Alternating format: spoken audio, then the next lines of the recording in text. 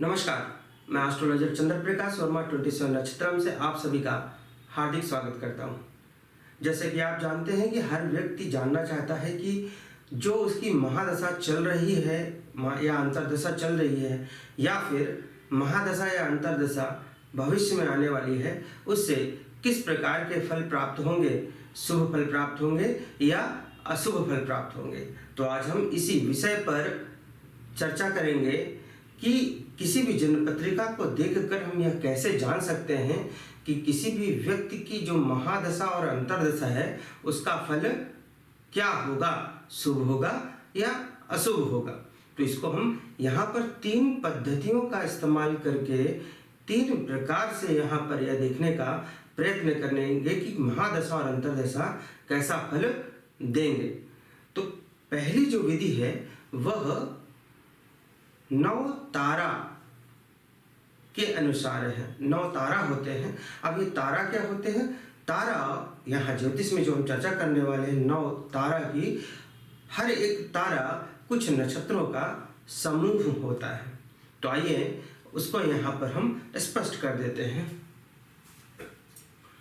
यहाँ पर हम सबसे पहले बना लेते हैं तारा, उसके बाद नक्षत्र,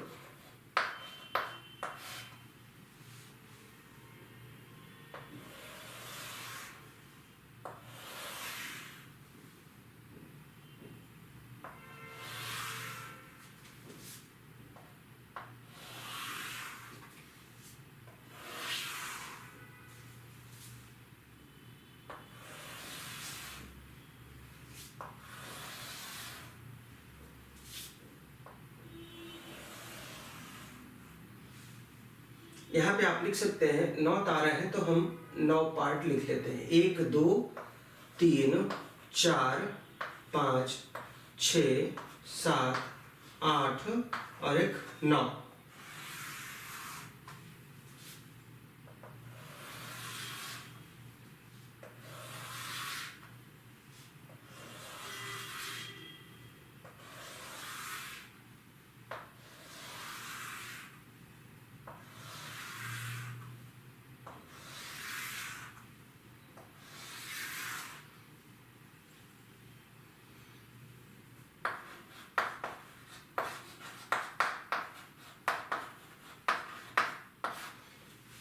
देखिए यहाँ पर हमने यहाँ पर एक टेबल बनाने का प्रयास किया है। पहले जो कॉलम है उसमें 1 से 9 तक लिखेंगे क्योंकि हम यहाँ पर 9 तारा का जिक्र करने वाले हैं। फिर दूसरे कॉलम में तारा, तीसरे, चौथे और 5वें में हम नक्षत्र लिखेंगे। हम जानते हैं कि 27 नक्षत्र होते हैं और अभी मैंने बताया कि 9 तारा होते हैं। वैसे ही आपको कहीं भी मिल सकता है, आप किसी भी पुस्तक में या गूगल पे भी सर्च कर सकते हैं, लेकिन मैं आपको पूरी तरह से स्पष्ट तरीके से समझाना चाहता हूं और यह अभी प्रयोग में आएगा, इसीलिए यहाँ पर चार्ट बना देने वाला हूं। तो 9 तारा है। तारा कौन कौन से हैं? तारा है, पहला तारा है जन्म तारा बोलते हैं इसको। दूसरा संपत, तीसरा विपत, चौथा क्षेम, 5वां तारा है प्रत्यय, 6वां है प्रत्यय साधक, 7वां है वध, 8वां तारा है मित्र और 9वां तारा है अधिमित्र।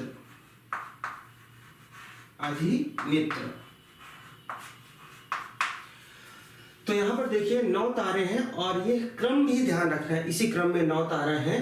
जन्म तारा, संपत तारा, विपत, क्षेम, प्रत्यय, साधक, वध, मित्र, अधिमित्र, ये 9 तारा है और हर एक तारा कुछ नक्षत्रों के समूह को बोलते हैं। यानी कि जो जन्म तारा है इसमें 3 नक्षत्र आएंगे, संपत में भी 3 नक्षत्र आएंगे। तो इस प्रकार से 27 नक्षत्र आ जाएंगे। अब ये 27 नक्षत्र कौन से हैं?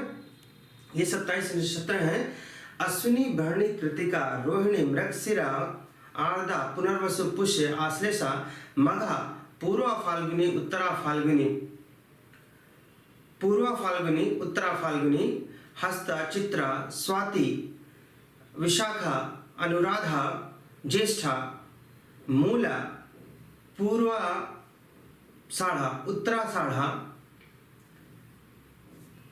श्रवणा, धनिष्ठा, शतभिषा और श्रवणा, धनिष्ठा, शतभिषा। उसके पश्चात पूर्वा भाद्रपद, उत्तरा भाद्रपद और अंततः आता है अपना रेवती। तो इस प्रकार से 27 नक्षत्र हैं, उनको हम यहाँ पर लिख लेते हैं। तो जन्म तारा में 3-3 नक्षत्र आएंगे, संपत में भी 3 नक्षत्र, लेकिन हमें क्रमशः ऐसे लिखना है। अश्विनी यहाँ से शुरू होगा, यहाँ जाएंगे, फिर अगला तारा यहाँ से, अगले नक्षत्र यहाँ से, फिर अगले नक्षत्र यहाँ से। तो जैसे पहला नक्षत्र होगा अश्विनी, अश्विनी, फिर भरणी, कृतिका, रोहिणी, मृगशिरा, आर्द्रा, पुनर्वसु, पुष्य, आश्लेषा, मघा, पूर्वा फाल्गुनी,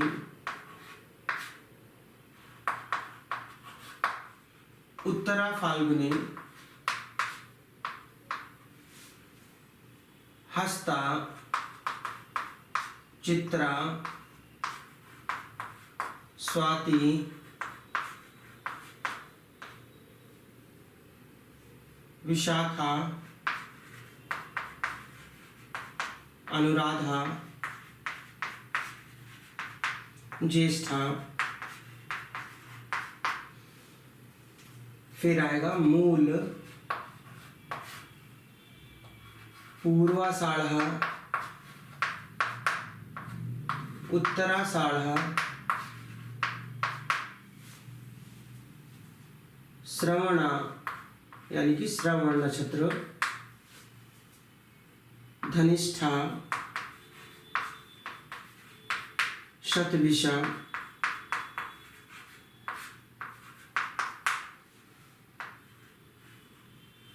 पूर्वा भाद्रपद,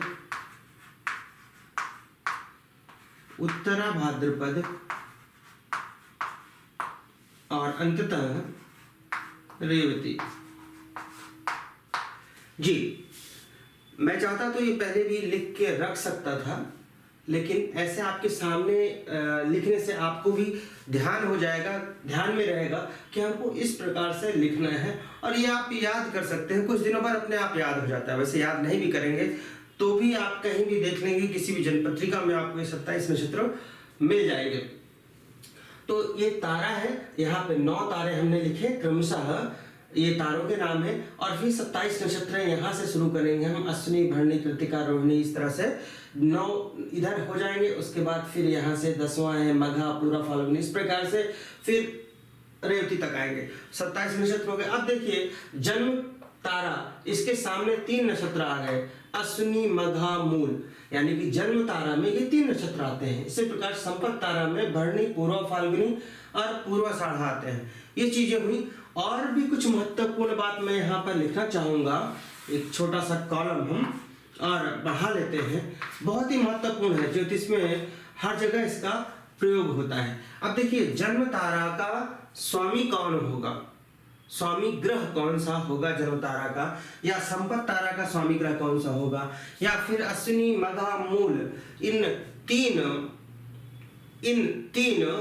नक्षत्रों का स्वामी ग्रह कौन सा होगा, उसी को लिखने जा रहे थे। यहाँ पर हमने नया जो डाला है वो है स्वामी का कॉलम बनाया है, अश्विनी, मघा, मूल। इसके लिए केतु स्वामी होते हैं। इसी प्रकार संपत तारा है जिसमें भरणी, पूर्वा फाल्गुनी और पूर्वाषाढ़ा ये नक्षत्र आते हैं, इनके स्वामी होंगे शुक्र। इसी प्रकार विपत के स्वामी जिसमें कृतिका, उत्तरा फाल्गुनी और उत्तराषाढ़ा है, ये नक्षत्र है, इनके स्वामी होंगे सूर्य। आगे जो क्षेम तारा है जिसमें रोहिणी, हस्त और श्रवण है, इसके स्वामी होंगे चंद्र। पांचवा तारा प्रत्यरी है जिसमें मृगशिरा, चित्रा और धनिष्ठा है, इसके स्वामी होंगे मंगल। उसके बाद छठवां तारा साधक जिसमें आर्द्रा, स्वाति और शतभिषा नक्षत्र है, इसके स्वामी ग्रह कौन से होंगे? राहु। फिर सातवां तारा है वध जिसमें पुनर्वसु, विशाखा और पूर्वा भाद्रपद ये नक्षत्र हैं, इसके स्वामी ग्रह होंगे गुरु।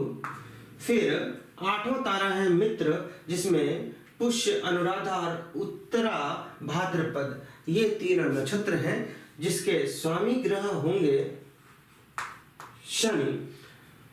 फिर नौवां तारा है अधिमित्र जिसमें आश्लेषा, ज्येष्ठा और रेवती तीन नक्षत्र हैं और इनके स्वामी ग्रह होंगे बुध। इस प्रकार से आप देख सकते हैं कि हर तारा का एक विशेष ग्रह स्वामी ग्रह है, और या हम कह सकते हैं कि हर तीन नक्षत्रों के लिए एक स्वामी ग्रह है। हम ये अभी इसलिए बता रहे हैं कि आगे आएगा, अभी इसी टॉपिक में हम कवर करेंगे। कोई ग्रह मान लिया मघा नक्षत्र में है तो हम पूछेंगे कि वह ग्रह जिसके नक्षत्र में है उसका नक्षत्र स्वामी कौन सा है। तो अगर कोई ग्रह मघा नक्षत्र में है तो नक्षत्र स्वामी केतु होंगे। कोई ग्रह अगर मान लिया अनुराधा नक्षत्र में है तो हम पूछेंगे कि वो ग्रह अनुराधा नक्षत्र में है तो नक्षत्र स्वामी कौन होंगे। तो अनुराधा नक्षत्र में कोई ग्रह है तो नक्षत्र स्वामी शनि होंगे। तो यह चार्ट बहुत ही महत्वपूर्ण है। अब हम अपने टॉपिक पर आते हैं। तो सबसे पहले यहाँ पर हम एक काल्पनिक जन्म पत्रिका बना लेते हैं जिसका प्रयोग करेंगे हम। यह एक काल्पनिक जन्म पत्रिका है।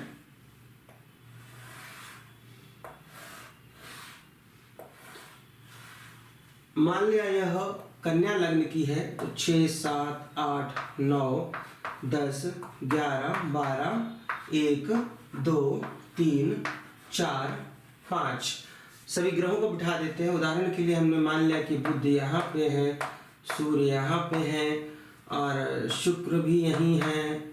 चलिए यहाँ पर शनि है, गुरु है और मंगल यहाँ है। चलिए राहु यहाँ हो गए या केतु यहाँ हो गए, यहाँ पे राहु हो गए, यहाँ पे चंद्रमा हो गए। कितने ग्रह हो गए? 3, 4, 5, 6, 7, 8, 9 ग्रह हो गए। यह हमने मान लिया कि यह एक काल्पनिक जन्म पत्रिका है जिसमें 12 भाव हैं, 12 राशियां हैं, 9 ग्रह हैं और हमें पता करना है कि महादशा और अंतरदशा जो अभी चल रही है वह कैसा फल देगी। उदाहरण के लिए हमने माना कि जो महादशा चल रही है वह राहु की चल रही है और हमने माना जो अंतरदशा चल रही है,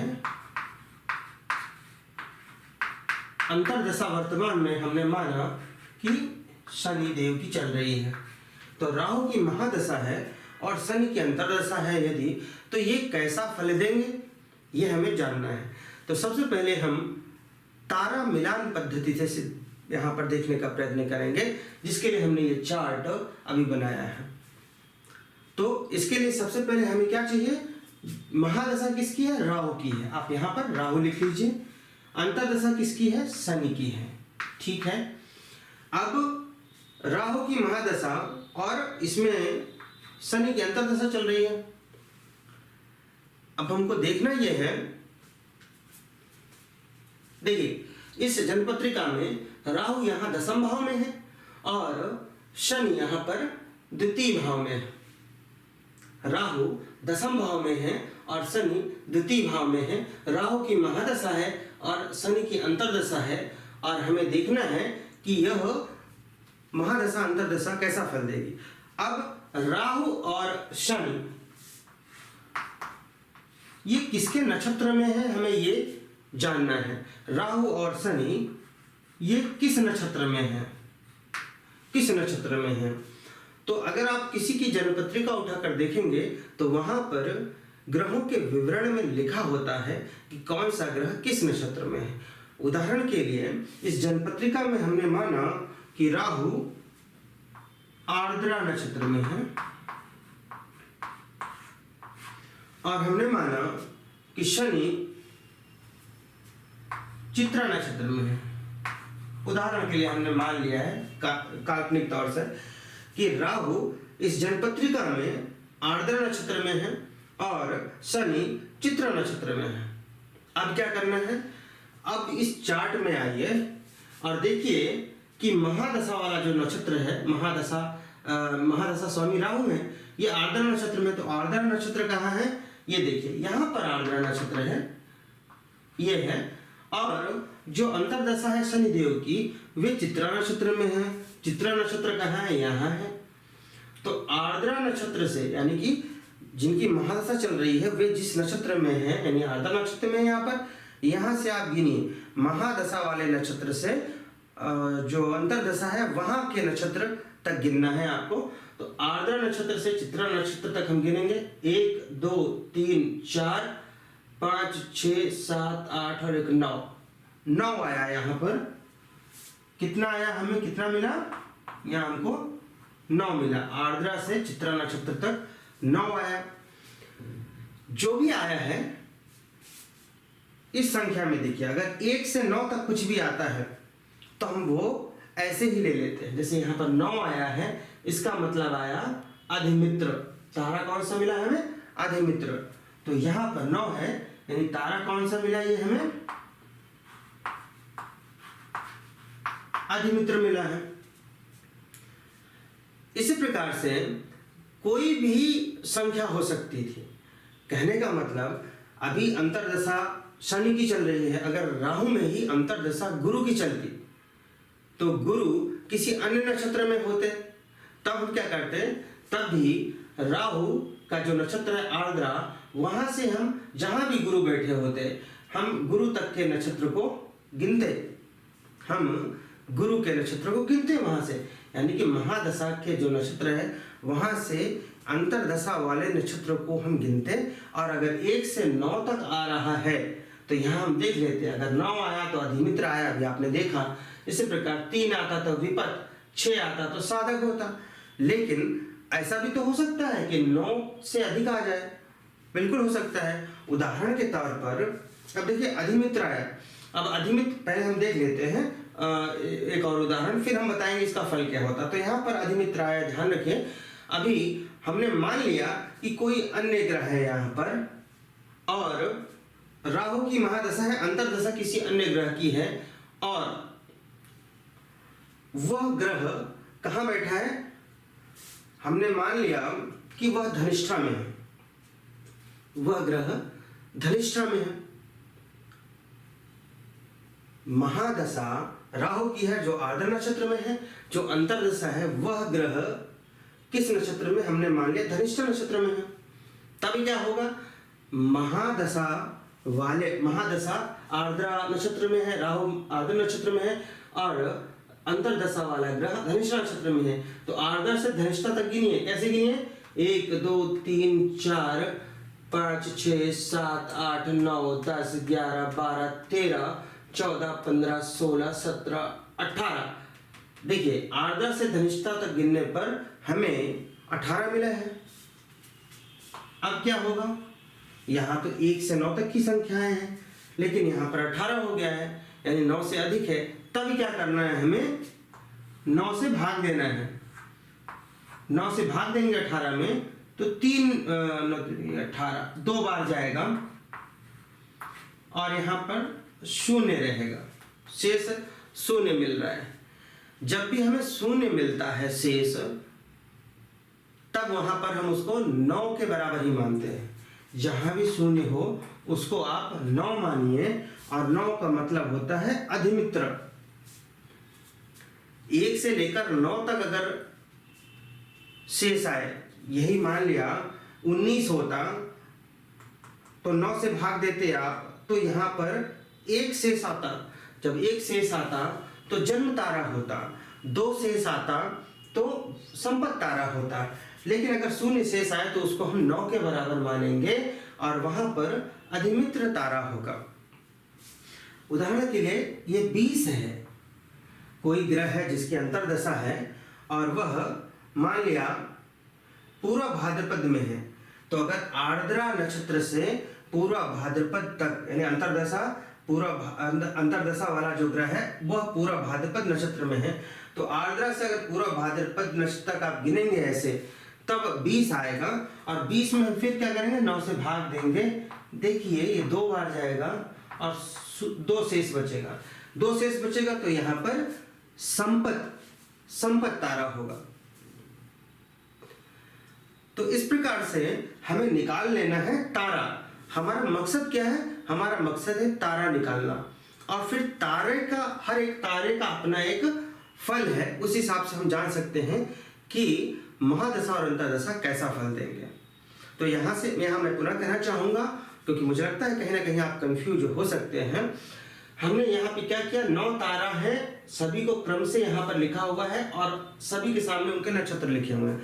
हमारा उद्देश्य क्या है, तारा निकालना। तारा कैसे निकालेंगे, हम सबसे पहले देखेंगे कि महादशा किस ग्रह की है और वह किस नक्षत्र में है, फिर अंतर्दशा किस ग्रह की है और वह किस नक्षत्र में है, फिर महादशा वाला जो नक्षत्र है उससे अंतर्दशा वाले नक्षत्र तक गिनेंगे, जो भी हमने यहाँ पर गिना। 1 यहाँ से शुरू करेंगे, फिर ये 9 आया, फिर 10, 11, 12 इस तरह से आएगा, इस प्रकार चल के 27 आएगा। और 27 के आगे हमें जाना है, अगर मान लिया महादशा स्वामी जो आर्द्रा नक्षत्र में है, लेकिन अंतर्दशा स्वामी यहाँ रोहिणी नक्षत्र में है या भरणी नक्षत्र में है, तो क्या होगा, आप आर्द्रा नक्षत्र से ऐसे ऐसे गिनते आइए, उसके बाद वापिस अश्विनी, भरणी, कृतिका, रोहिणी, इस प्रकार करके आना है आपको। ठीक है, उल्टा नहीं जाना, आर्द्रा से रोहिणी नहीं जाना है आपको। आर्द्रा से रोहिणी जाने के लिए यह रास्ता गिनने में कवर करना है। ठीक है, हमेशा ऐसे रास्ते जाना है, आर्द्रा ज्ञात, पुनर्वसु, पुष्य, इस प्रकार करके रेवती, फिर अश्विनी, भरणी, कृतिका, रोहिणी। तो इस प्रकार से हमें गिनना है। अगर कोई ग्रह रेवती के भी आगे जाता है, ठीक है, आर्द्रा नक्षत्र महादशा स्वामी आर्द्रा नक्षत्र में है, अंतर्दशा स्वामी मान लिया अश्विनी नक्षत्र में है, तो आर्द्रा से अश्विनी ऐसे नहीं गिनना, 1 2 3 4 5 6 ऐसे नहीं गिनना, आर्द्रा, पुनर्वसु, पुष्य, इस प्रकार। तो 1 2 3 4 5 6 7 8 9 इस प्रकार से गिनिए। यहाँ पर जो भी आया उसके बाद फिर अगली गिनती यहाँ से जोड़ते हुए जाइए। तो इस प्रकार से आपको एक नंबर मिलता है। अगर वह नंबर 1 से 9 के बीच है तो वो तारा हमें मिल गया, उसका हम फल कह देंगे कि इस महादशा अंतर्दशा में ऐसा फल होगा। अगर 9 से ज्यादा आता है तो उसमें हम 9 का भाग देते हैं, जैसे 18 आया, 20 आया तो हमने 9 का भाग दिया। अगर 0 शेष आता है तो हम उसे 9 के बराबर मानेंगे। अगर कोई अन्य संख्या शेष आई है, 1 से 9 के बीच कोई भी संख्या आ गई है, जैसे 20 में 20 आया था, 9 का हमने भाग दिया, 2 शेष आया, तो उस प्रकार से ये संपत्ति हुआ। मैंने इसी चीज को 2-3 बार अभी रिपीट कर दिया ताकि आपको यहाँ पर अधिक कंफ्यूजन ना हो। इसको आप करके देखिए, बहुत ही आसान है। अब बात आती है कि हमने, ठीक है, हमने कैलकुलेशन कर लिया, हमने तारा ज्ञात कर लिया, अब इन तारों का फल क्या है, कैसे जानेंगे। अब देखिए, जन्म तारा पहला तारा है ये, यानी कि अगर 1 शेष रहता है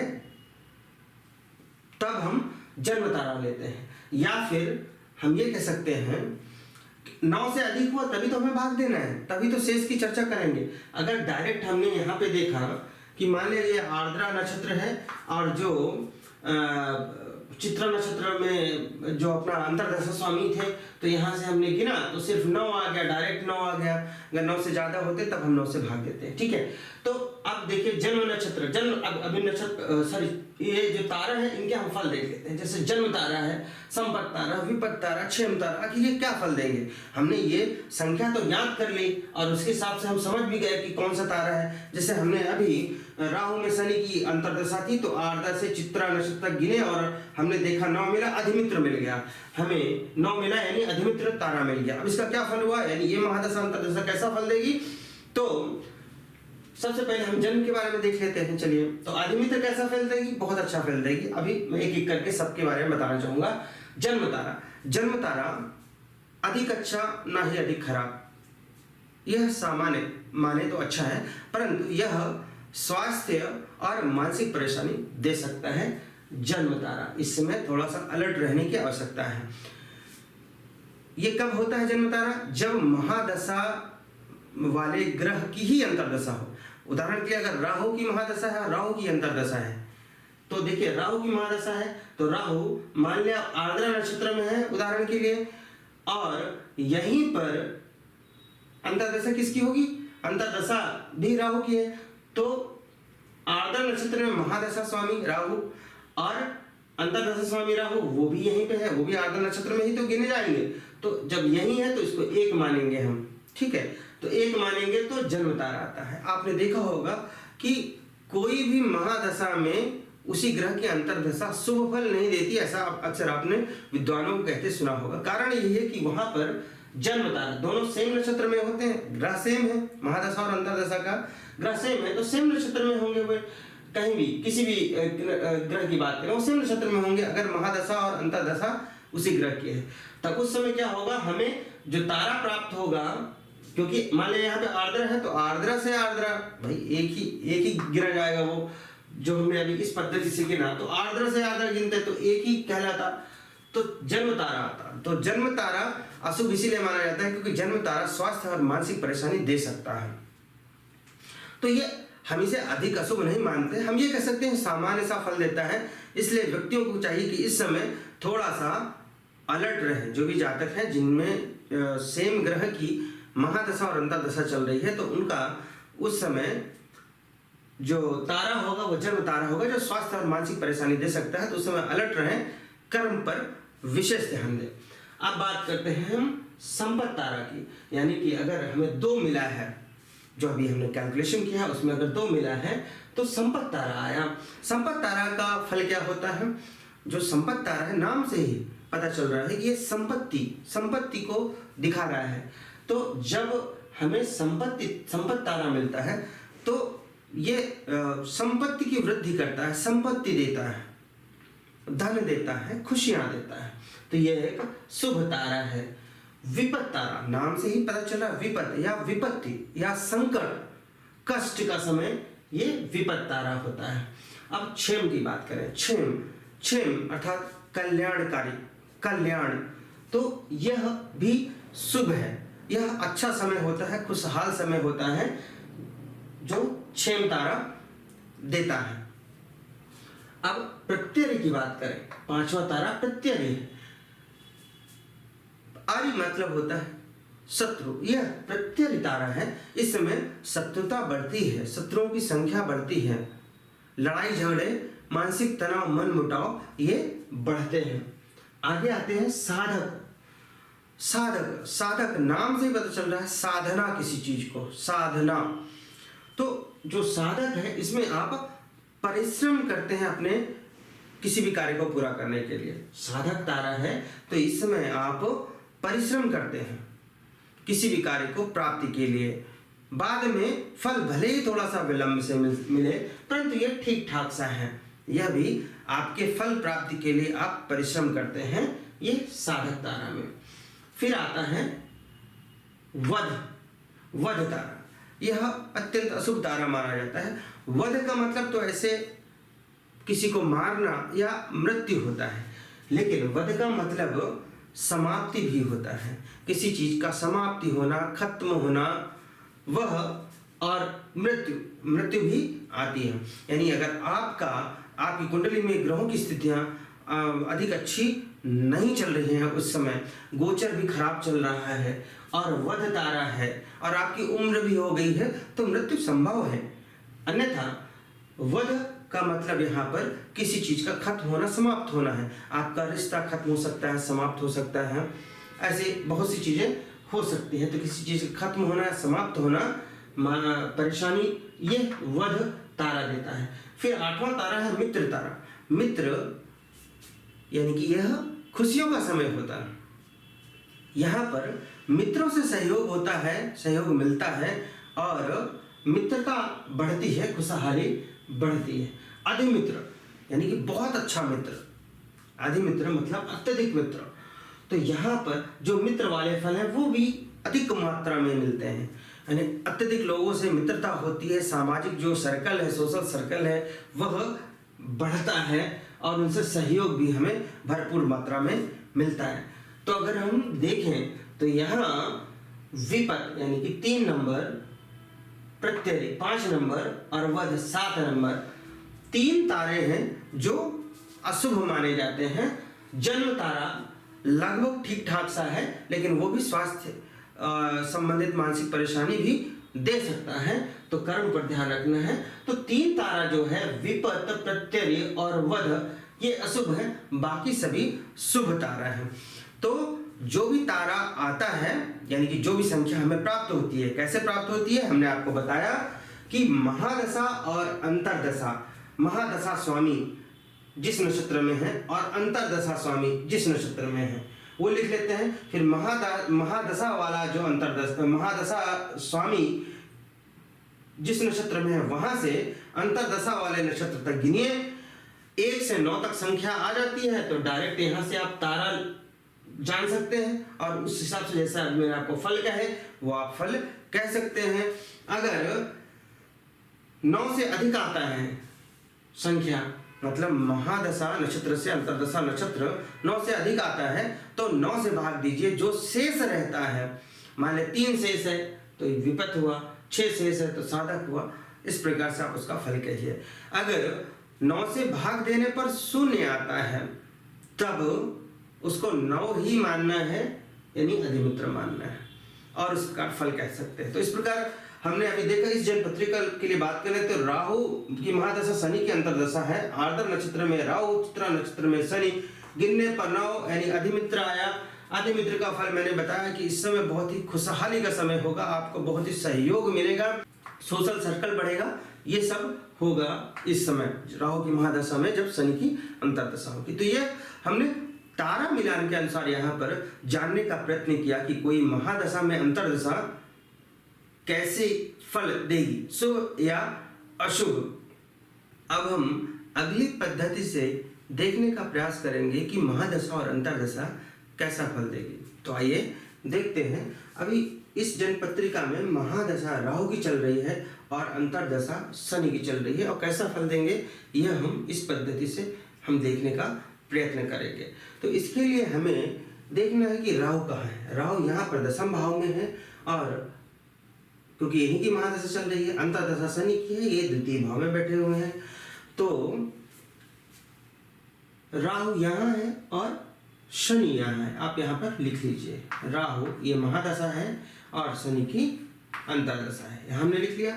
अब हमें लिखना है, ये देखना है कि जो अंतरदशा स्वामी है यानी कि शनि की अंतरदशा चल रही है तो इनके राशि स्वामी कौन है, यानी कि जो अंतरदशा के राशि स्वामी, अंतरदशा शनि की है, इनके राशि स्वामी को जानना है। तो राशि स्वामी वे जहां पर अंतरदशा स्वामी बैठते हैं।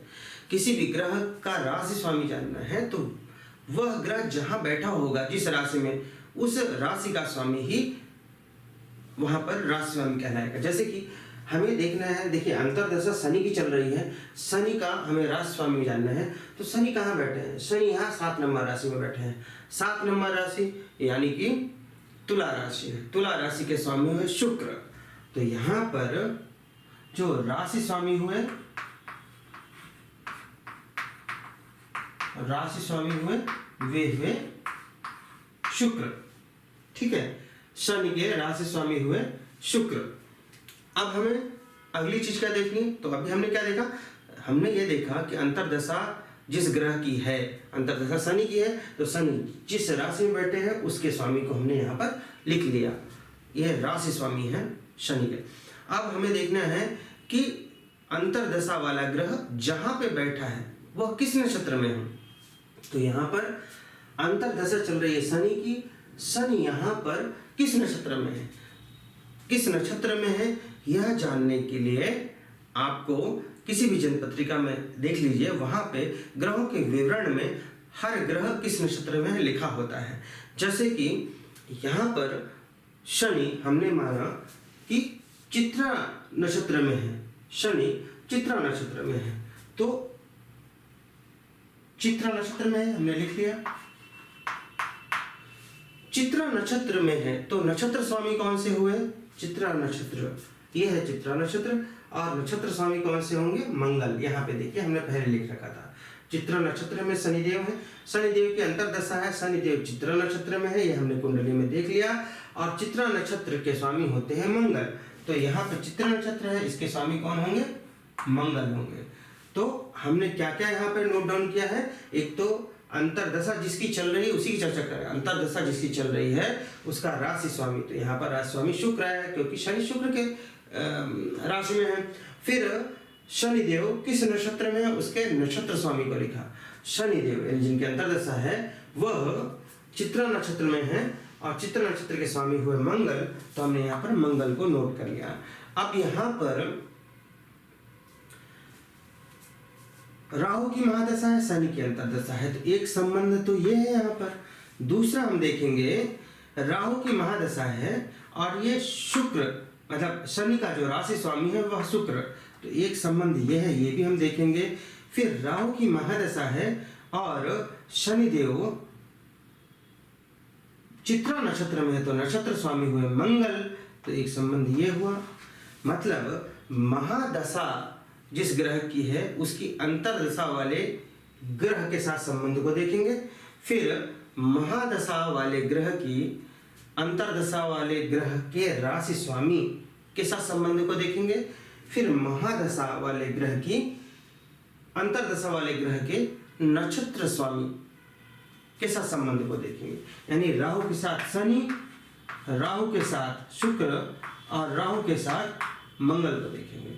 ये संबंध कैसे देखेंगे, अभी उसी पर आना है। 6, 8, 12 भाव ये त्रिक भाव कहलाते हैं, अत्यंत अशुभ भाव माने जाते हैं किसी भी जन्म पत्रिका में। तो यदि कोई भी ग्रह किसी ग्रह से 6वें, 8वें या 12वें भाव में हो तो वहां पर अशुभ फल देगा, ऐसा हम कहेंगे।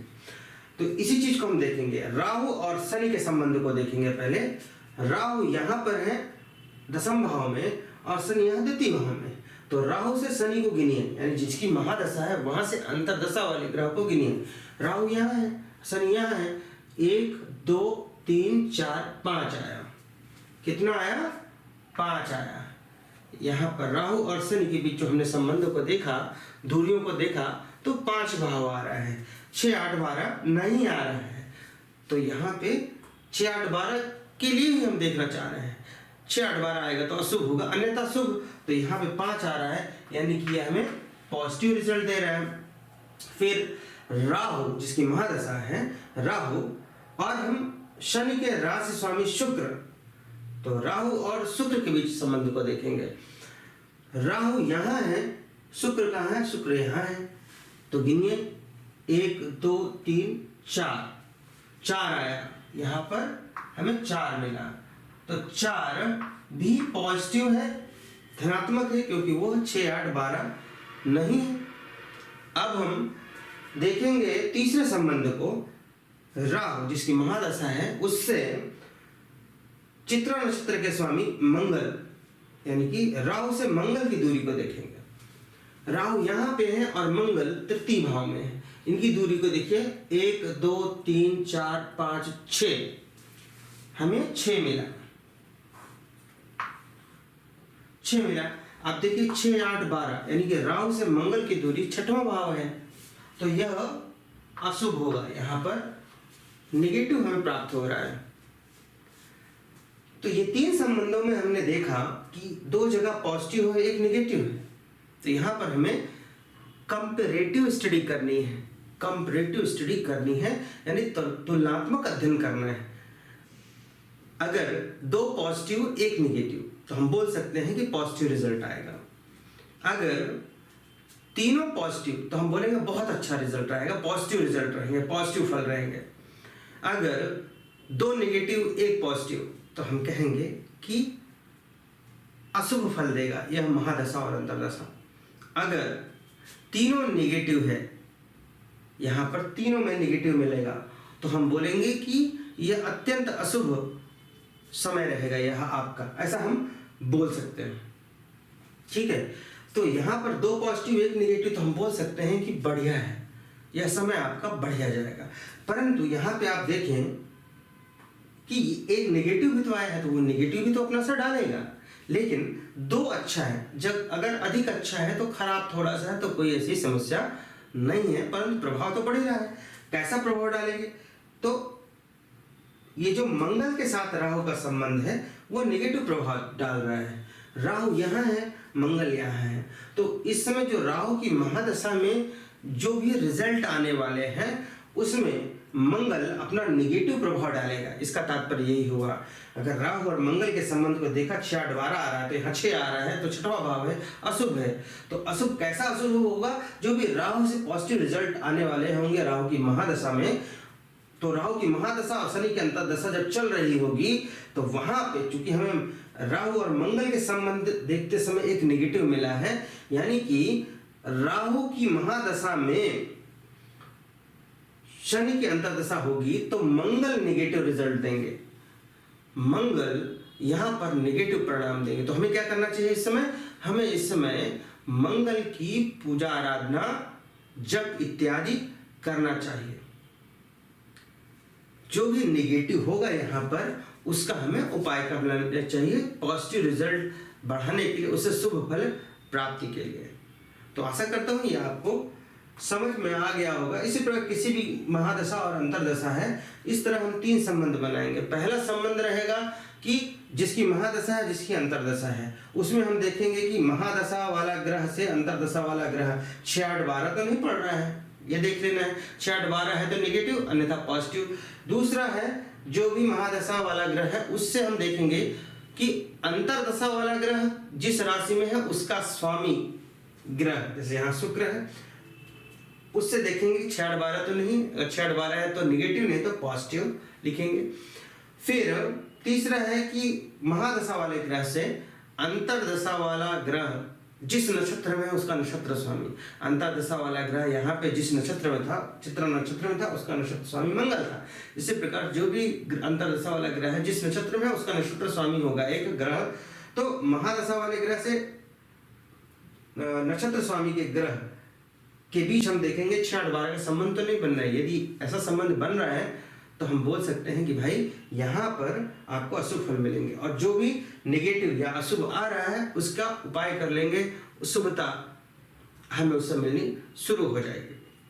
तो यहाँ पर दो पॉजिटिव और एक नेगेटिव कंपैरेटिव स्टडी करें तो ओवरऑल यह समय अच्छा जाने वाला है।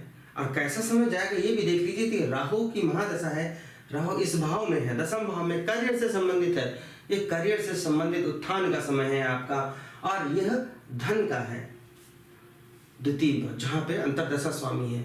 तो राहु की महादशा में शनि की अंतर्दशा, शनि और ऊपर से उच्च के हैं, देखिए 7 नंबर राशि में।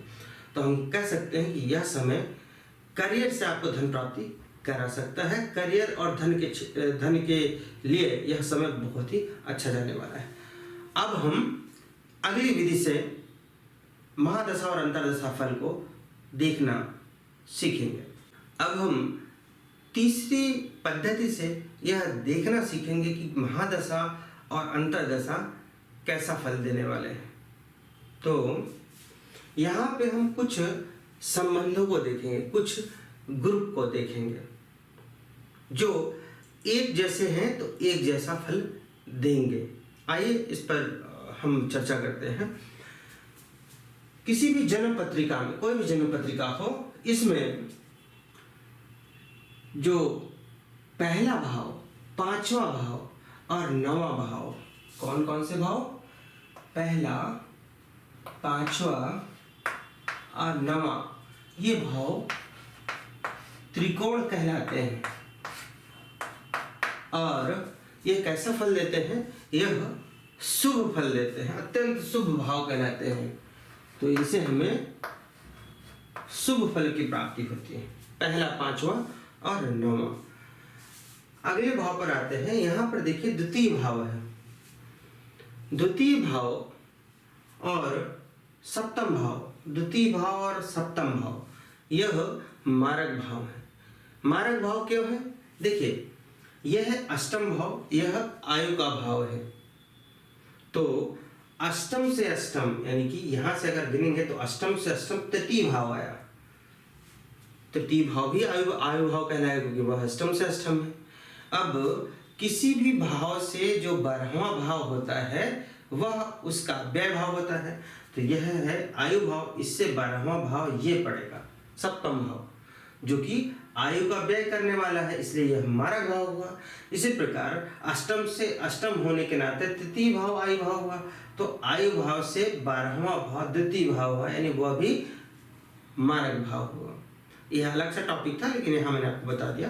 तो कुल मिला के द्वितीय भाव की चर्चा कर रहे थे। द्वितीय भाव और सप्तम भाव किसी भी कुंडली में मारक भाव कहलाते हैं। द्वितीय भाव और सप्तम भाव, ये कौन से भाव हैं? ये मारक भाव है। यह अशुभ फल देने वाले सामान्यतः माना जाता है, सामान्यतः अशुभ फल देने वाले। आगे चलते हैं। तीसरा भाव, तीसरा, 6वां, 10वां और 11वां। 3, 6, 10, 11, 3, 6, 10 और 11, यह उपचय भाव कहलाते हैं। उपचय, और इनसे जो फल मिलते हैं वे अधिक परिश्रम करने के बाद मिलते हैं और स्वास्थ्य संबंधित परेशानी भी ये देते हैं, इसलिए इसको अत्यधिक शुभ नहीं मानते हैं। ठीक है, अधिक परिश्रम वाला है ये, अधिक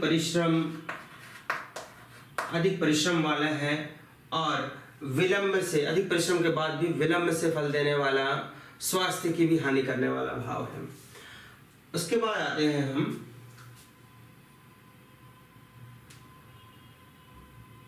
तीसरा, 6वां और 11वां। तीसरा, 6वां और 11वां, ये कहलाता है त्रिशडाय। त्रिशडाय भाव है। यह भी अधिक परिश्रम वाला, क्योंकि आप देखते हैं 3, 6, 10, 11 उपचय था और 3, 6, 11 त्रिशडाय है, तो लगभग उपचय का एक पार्ट ही है ये। तो 3, 6 और 11 भाव त्रिशडाय, ये भी अधिक परिश्रम वाला भाव है, अत्यधिक शुभ नहीं कहलाएगा। और उसके बाद आते हैं हम, जी हाँ, उसके बाद आते हैं हम पहले, चौथे, 7वें और 10वें पर। पहला, चौथा, 7वां और 10वां। किसी भी जन पत्रिका में पहला, चौथा, 7वां और 10वां यह केंद्र के भाव हैं। यह केंद्र के भाव हैं और यह सुखों को देने वाले माने जाते हैं। ये सांसारिक सुखों को देने वाले माने जाते हैं, यानी कि ये शुभ भाव है। ये शुभ भाव है, ये सांसारिक सुखों के लिए माने जाते हैं। किस प्रकार के सुख? जैसे कि व्यक्तित्व का विकास होना, धन, वाहन, जमीन जायदाद होना, जमीन जायदाद कहें आप, वाहन कहें, अच्छा मिलना, और स्त्री सुख, सांसारिक सुखों की वृद्धि होना, करियर से संबंधित सफलता। इस प्रकार से हम बोल सकते हैं कि केंद्र से सांसारिक सुख, करियर, वाहन, जमीन जायदाद इत्यादि मिलते हैं और यह शुभ भाव कहलाते हैं। फिर आता है 6, 8, 12, ये भाव कहलाते हैं त्रिक भाव।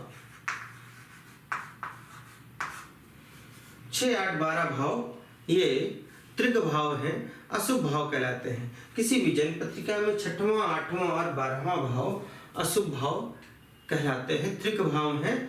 इसे जनरली अशुभ फलों की प्राप्ति होती है। किस प्रकार के अशुभ फल? रोग, ऋण, शत्रु, दुर्घटना, अपयश, मान हानि और अधिक खर्चे, व्यय, स्वास्थ्य इत्यादि की परेशानी होती है, इसलिए अशुभ। तो ये सारी चीजें मैं बता क्यों रहा हूँ? ये सारी चीजें इसलिए बता रहा हूँ कि यहाँ पर हम महादशा और अंतरदशा किसी भी ग्रह की चल रही है, वे कैसा फल देंगे यह जानने के लिए हम यहाँ पर इन संबंधों की, इन ग्रुप्स की चर्चा कर रहे हैं। ये जितने भी ग्रुप हैं, जैसे कि 1, 5, 9 ये एक ग्रुप हुआ, 2, 7 का एक ग्रुप हुआ, 3, 6, 10, 11 का एक ग्रुप, इसी प्रकार सभी एक ग्रुप है। अब किसी की महादशा और अंतरदशा सेम ग्रुप में है, मान लिया 1, 5, 9 ये भाव है, यानी कि 1, 5 और 9 ये भाव, इसी में कोई ग्रह बैठा हुआ है और उसी की महादशा या अंतरदशा है, दोनों की। मैं यहां पुनः कहना चाहूंगा कि 1, 5 और 9 यह त्रिकोण है, शुभ फल देने वाला है। अब कोई ग्रह है जो पहले 5वें और 9वें भाव में बैठा हुआ है, अब उसी की महादशा है, और कोई ग्रह है जो पहले 5वें 9वें भाव में बैठा हुआ है, जिसके अंतरदशा है। उदाहरण के लिए यहाँ पर मान लिया बुध है, यहाँ पे बुध बैठे हैं पहले भाव में, यहाँ पर हमने मान लिया कि चलिए शनि बैठे हुए हैं, ठीक है, और तो ये पहला हुआ, ये 5वां हुआ और ये 9वां हुआ, पहला, 5वां, 9वां। अब पहला वाला जो भाव है उसकी महादशा चल रही है, इसी प्रकार जो ये 5वां वाला भाव है इसकी अंतरदशा चल रही है।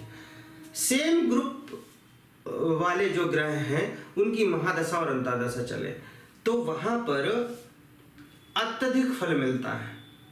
अब यह पॉजिटिव होगा या नेगेटिव होगा यह निर्भर करता है। जैसे कि ये भाव है, ये शुभ फल देने वाला है, त्रिकोण 1, 5, 9 ये शुभ भाव है।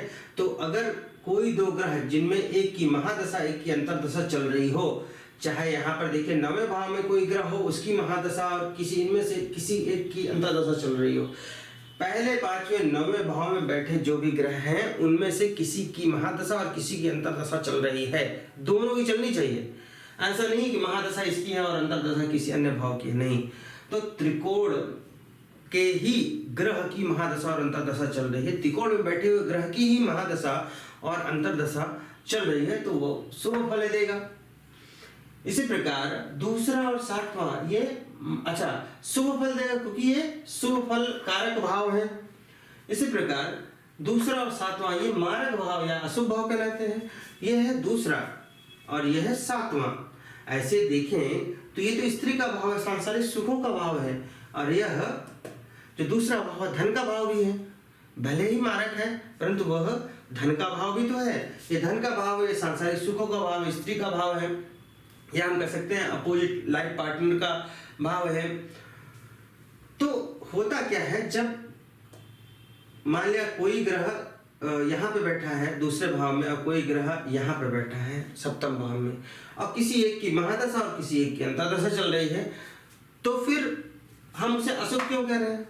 जी हाँ, वह स्वास्थ्य और मानसिक परेशानी दे सकती है, स्वास्थ्य और मानसिक परेशानी दे सकती है, धन की वृद्धि भी कर सकती है, परंतु वह स्वास्थ्य और मानसिक परेशानी दे सकता है अगर सेम ग्रुप में आता है। तो यहाँ पर ध्यान दीजिए, एक और भी हम बना सकते हैं 2 और 11 भाव। दूसरा भाव ये धन का है और ये 11वां भाव ये लाभ भाव है, तो दूसरा और 11वां के बीच जो संबंध बनेगा वो भी शुभ होगा। विशेषकर धन प्राप्ति के लिए, यानी कि अगर दूसरा और 11वां भाव में कोई दो ग्रह बैठे हुए हैं, एक यहाँ पे और उन्हीं में से किसी की महादशा, मान लिया यहाँ पर बैठे ग्रह की महादशा, यहाँ पर बैठे ग्रह की अंतर्दशा है, या यहाँ पर बैठे ग्रह की महादशा, यहाँ पर बैठे ग्रह की अंतर्दशा है, तो वह धन के परिप्रेक्ष्य में अगर आप देखें, धन के लिए देखें तो बहुत अच्छा समय जाने वाला है। तो यह भी एक शुभ फलदायी कॉम्बिनेशन होता है, शुभ फलदायी ग्रुप होता है। तो यहाँ पर अगर मारक भाव की मारक भाव में बैठे ग्रहों की महादशा अंतर्दशा है तो वहां पर स्वास्थ्य और मानसिक परेशानी हो सकती है। 3, 6, 10, 11 ये उपचर भाव हैं, अधिक परिश्रम कराते हैं। तीसरा, छठा, 10वां और 11वां, इसी प्रकार तीसरा, छठवां, 11वां, तीसरा, छठवां और 11वां ये त्रिशदाय भाव भी हैं। ये भी अधिक परिश्रम कराने वाले हैं, स्वास्थ्य की हानि भी कराते हैं, फल विलंब से देते हैं, इसलिए इनको अत्यधिक शुभ नहीं माना जाता है। तो अगर कोई ग्रह, मान लिया इस ग्रुप का कोई ग्रह है जिनमें मान लिया तीसरे भाव में कोई ग्रह है, उसकी महादशा है, 11वें में कोई ग्रह है, उसकी अंतर्दशा चल रही है, तो बहुत अधिक परिश्रम कराने के बाद भी वैसे फल मिलने की संभावना नहीं दिखती है। 100% देने पे 10%, 15%, 20% फल प्राप्त हो सकते हैं, वो भी विलंब से हो सकते हैं और स्वास्थ्य की भी हानि कराते हैं। इसी प्रकार तीसरा, छठवां, 11वां ये मैंने बताया, ये भी इसी प्रकार से ही अशुभ है। इनमें से कोई ग्रह मान लिया छठे भाव का स्वामी उसकी महादशा है, तीसरे भाव का स्वामी अंतर्दशा है, तो वो समय भी आपके लिए अधिक अनुकूल नहीं रहने वाला है। पहला, चौथा, 7वां, 10वां ये केंद्र के भाव में, ये सांसारिक सुखों को देते हैं। अगर कोई ग्रह पहले, चौथे, 7वें, 10वें में है जिसकी महादशा है, और कोई दूसरा ग्रह जिसकी अंतर्दशा वो भी पहले, चौथे, 7वें और 10वें भाव में ही बैठा हुआ है, तो महादशा और अंतर्दशा दोनों ग्रह केंद्र में ही कहलाएंगे और वे शुभ फल देने वाले होते हैं, सांसारिक सुखों को देते हैं, करियर में वृद्धि देते हैं और वहाँ पे आपको वाहन, जमीन जायदाद दे सकते हैं, लाइफ पार्टनर का सुख दे सकते हैं। इस तरह के बहुत से सुख आपको मिलेंगे अगर ये समय चलेगा। 6, 8, 12 भाव ये त्रिक भाव कहलाते हैं, अत्यंत अशुभ भाव सामान्यतः ये कहलाते हैं। तो यदि 6, 8, 12 भाव कोई ग्रह है जो 6वें, 8वें या 12वें में बैठा है जिसकी महादशा चल रही है, दूसरा ग्रह जिसके अंतर्दशा वो भी 6वें, 8वें, 12वें में बैठा है, यानी कि कोई ग्रह मान लिया यहाँ बैठा है जिसकी महादशा, यहाँ बैठा जिसकी अंतर्दशा, तो यह त्रिक भाव जो कि अशुभ भाव है उन्हीं की महादशा अंतर्दशा चल रही है, तो यह समय आपका अच्छा नहीं जाएगा। हालांकि यहाँ पर भी देखिए जो विपरीत राजयोग है, विपरीत राजयोग में क्या है, कोई भी ग्रह जो 6, 8, 12 भाव में किसी भाव का स्वामी हो और 6, 8, 12 भाव में कहीं बैठा हो तो वहां पर विपरीत राजयोग बनाता है। तो यहाँ पर महादशा और अंतर्दशा अगर 6, 8, 12 वाले ग्रहों की ही है दोनों, तब वह अशुभ होगा, परंतु उसमें फलों में बदलाव आ जाएगा यदि विपरीत राजयोग जैसा योग बन जाएगा। तो वह उन चीजों को भी आपको ध्यान रखना चाहिए। बट जनरली जो मैं बता रहा हूँ कि अगर 6, 8, 12 भाव के स्वामी की महादशा और अंतर्दशा है तो वहां पर अशुभ फल की प्राप्ति आपको होगी। 2 और 11 जो कि 2 धन भाव और 11 लाभ भाव है, यह धन से संबंधित है, तो इनकी भी महादशा और अंतर्दशा अगर चल रही हो, एक की महादशा दूसरे की अंतर्दशा, तो भी शुभ फलों की प्राप्ति स्पेशली धन के मामले में आपको हो सकती है। तो इस प्रकार से हमने 3 पद्धतियों से यानी कि 3 प्रकार से यह जानने का प्रयत्न किया कि कोई भी महादशा अंतर्दशा कैसा फल देगी। पहले हमने तारा मिलान के अनुसार देखा था, दूसरा हमने देखा कि महादशा वाला जो ग्रह है उससे अंतर्दशा वाला ग्रह 6, 8, 12 में तो नहीं है। इसी प्रकार महादशा वाला ग्रह जो अंतर्दशा वाले ग्रह के राशि स्वामी से हमने देखा कि जो अंतर्दशा वाले ग्रह का राशि स्वामी है वह महादशा वाले स्वामी से 6, 8, 12 तो नहीं है। इसी प्रकार अंतर्दशा वाला ग्रह जिस नक्षत्र में है उसका नक्षत्र स्वामी महादशा वाले ग्रह से 6, 8, 12 तो नहीं है। ठीक है, तो इस प्रकार से हमने वहां पर देखा था जो 6, 8, 12 आ रहे थे वहां पे वे अशुभ फल देने वाले बन जा रहे थे। फिर वहाँ पे हमने कंपैरेटिव स्टडी किया था कि अगर 2 पॉजिटिव 1 नेगेटिव है तो वो ठीक माना जाएगा, तीनों पॉजिटिव बहुत अच्छा, तीनों नेगेटिव बहुत खराब, 2 नेगेटिव 1 पॉजिटिव तो खराब अधिक है, अच्छा कम है, जो भी खराब है उसके उपाय करने चाहिए। तो इस प्रकार से हमने महादशा अंतर्दशा को द्वितीय विधि से जाना। तीसरी विधि है जो अभी हमने देखा कि कोई भी ग्रुप या कोई भी कॉम्बिनेशन है जो मैंने आपको बताए, अगर सेम कॉम्बिनेशन के दशा और अंतर्दशा चल रही है, सेम कॉम्बिनेशन में बैठे ग्रह की दशा अंतर्दशा चल रही है, ये सब भाव है, ठीक है, तो सेम ग्रुप के भाव में बैठे ग्रह की दशा अंतर्दशा चल रही है, तो अगर शुभ कॉम्बिनेशन है तो शुभ फलों की प्राप्ति, अशुभ कॉम्बिनेशन है तो अशुभ फलों की प्राप्ति हो सकती है। इस प्रकार आप किसी भी व्यक्ति की जन्म पत्रिका उठा लीजिए और थोड़ा सा समय उसमें लगाइए, आप जान सकते हैं कि उसकी महादशा और अंतर्दशा कैसा फल दे सकती है। मैंने अपनी तरफ से पूरी कोशिश की है कि आपको अपनी बात को अच्छी तरह से समझा सकूं, अपनी बात को रख पाऊं, एक ही वीडियो में सभी कॉम्बिनेशंस आपको बताने का प्रयत्न किया है। इसके अलावा भी कुछ कॉम्बिनेशंस होते हैं, लेकिन मुझे नहीं लगता कि उसकी आपको आवश्यकता है।